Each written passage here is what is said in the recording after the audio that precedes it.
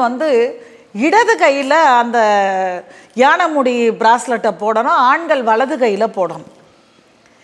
என்ன மாதிரி ஒரு விஷயம் பாருங்களேன். காரணம் எதனாலன்னா, ஆணுக்கு ஜோதிடம் பார்க்கும்போது வலது கையிலையும், பெண்ணுக்கு ஜோதிடம் பார்க்கும்போது இடது கையிலையும் தான் பார்ப்பாங்க.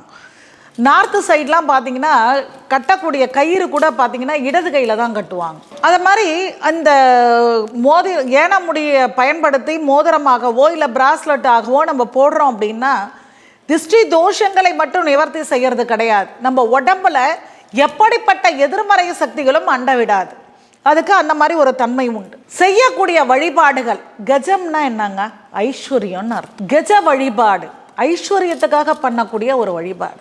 அப்படிப்பட்ட கஜத்திலிருந்து அதனுடைய வாலிலிருந்து எடுக்கக்கூடிய அந்த ஏனை முடி நம்ம பயன்படுத்துகிறோம் அப்படின்னும் போது அந்த கஜத்துக்கு நம்ம பூஜை புனஸ்காரங்கள் செய்த பலன் நம்மளுக்கு பரிபூர்ண